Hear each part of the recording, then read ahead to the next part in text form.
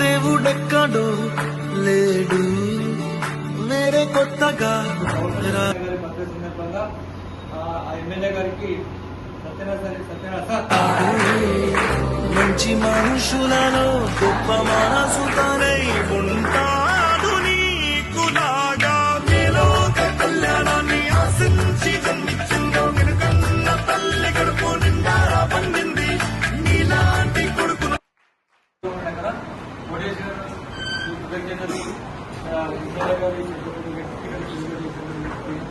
మీ చేతుల మీద పట్టించారు. Thank you sir, thank you very much. కొడుకును మోసే ఈ భూమి భారతి సైతం